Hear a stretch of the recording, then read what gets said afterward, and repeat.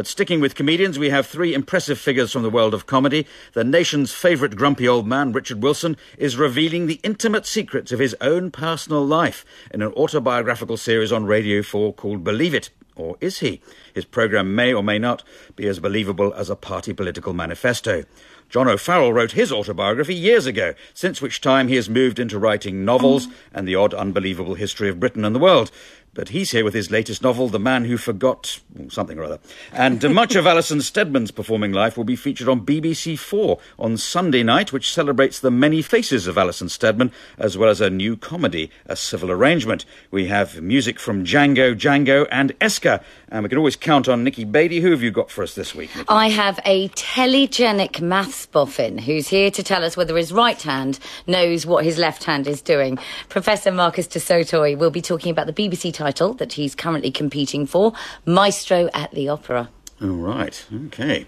So let's start with Richard Wilson, the distinguished actor and director whose performance as Victor Meldrew in One Foot in the Grave is indelibly printed on the nation's consciousness. But what of the real Richard Wilson? Are we about to find out from listening to Believe It on Radio 4, which calls itself a radiography, but is it fact or fiction, a treatment or a treat? So it's a monologue, I suppose, but with actors performing various bits. Oh, quite a lot of actors. Yes, yeah. Well, it's and very distinguished actors as well. Yes. David Tennant, John Sessions. I mustn't just list them all. Arabella Weir, I better say her. I don't know how much truth there is. It's written by John Cantor. Yes. I think it's about 5% true. Yeah. Richard Wilson. I'm Richard Wilson, actor, director, Manchester United supporter. Yeah. And the rest is fiction. Yes, but how true is because your real name is Ian Calhoun Wilson, isn't it? No. No. Oh. No. Well, that's what it says in Wikipedia. Normally you can rely on Wikipedia. My real name is Ian Carmichael Wilson. So where did the Calhoun come from? Well, you have to change your name when you join RADA. Oh, the Calhoun, that's a mistake. Wikipedia. Right, well, we've corrected something there. Yeah, really. very good. Yeah. I was called Ian Carmichael Wilson, and when I left RADA, I had to change my name because of equity weren't allowed two actors of the same name. Well, I often do a feature here, Wikipedia Right or Wrong. It's not normally the case that the name that they've given you is completely wrong. So John Cantor is a novelist and a comedy writer. Yeah. So did you just let him have free form with this? I'll go off and fantasize over my life, or were you trying to reveal things about your life in a subtle way? No. It's entirely John's idea. And John Cantor and Arabella Weir were writing a television programme for me where I was Richard Wilson, the actor, but I was also a spy, which I loved the idea of being an MI5. Yes. But that didn't work. And then John came up with this idea, and Clive Brill, the producer, rightly or wrongly said, let's do it. Yeah. And we did it. And David Tennant plays the young Richard Wilson. Yes, and naturally he is exactly how we imagine you to be when you were young. Absolutely. But it just starts off with a story with you and your great uncle, and there's drink involved, and so that, for all we know, could be true or based on something. It starts off with my father was a coal miner who died in a pit disaster. Yes. And was an alcoholic. My father didn't drink at all. No. Well, he did drink. He used to drink at New Year and get quite ill. That was the only day of the year. Yes, but you have a great uncle in it. I mean, that might be a true story. It might be just a bit of fantasy. Yes.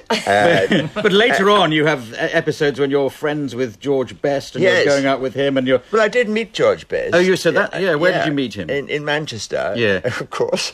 Well, he did get around a bit as well. I was at the Stables Theatre when George Best was famous. But I didn't mentor him, which I do in the programme. Yeah. I actually help him through an earpiece. You tell him what to do. I began to smell a rat at that point. I thought there might be a little bit of fantasising. And supposedly I went to school with Sean Connery. Yeah. But of course I didn't. No, because it's a different part of I Scotland. know Sean. I met him a few times. But you were up against him for Bond, weren't you? And of course. You've always resented that. Of course. Well, that comes out, yes.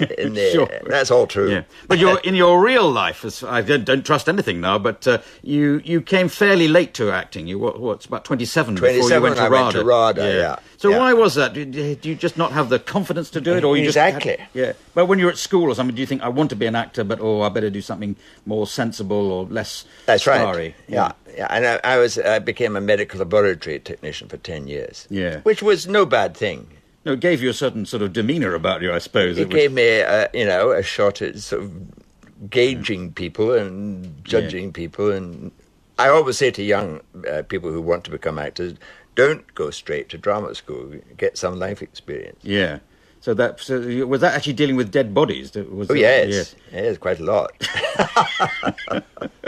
So you enjoyed that, obviously, as a way of developing. I did. A style. I enjoyed being in touch with the public. I did hematology eventually. I used to take blood from a lot of people. How exciting that must have been! Have you coming and saying, "I'm going to take blood from your very veins"? I was very good at it eventually because I used to do it so often.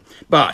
But you went to RADA, so what induced you? What made you take that step? Well, I thought if I don't try it now at 27, I probably never will. Yeah. So I went, and I got a very good grant from the LCC, as it was, London County Council as it was then, and they paid all my fees. It was, wonderful. All right. Now, I remember you way back, because I was obviously an enthusiast for the law, and you had a great part. Was it Jeremy Parsons QC on Crown Court? Yes. Oh, I loved Crown Court. I loved Crown Court. Crown Court had... Was it on every day? Or was it 3 days. 3 days. Monday, Tuesday, Wednesday. Yeah. Monday you were supposed to think they were innocent. Tuesday you were supposed to think they were guilty. And Wednesday you just didn't know. And it had a public jury. That was the extraordinary thing. And they actually took a decision, didn't they? They took a decision. But it were based on the actors' performances rather than people There was reviewing. huge competition amongst the actors. Everyone wanted to be innocent. Yeah. There's only one. I was a defence counsel. There was only one actor, as I remember, who played it guilty. They all wanted. I bet to he be got off. They all wanted to be innocent. Yeah. So the jury had half an hour. But if things were going a bit slowly, they just stayed in their seats and said, "Put your hands up, innocent." And we had rehearsed 3 endings: innocent, guilty. Yeah.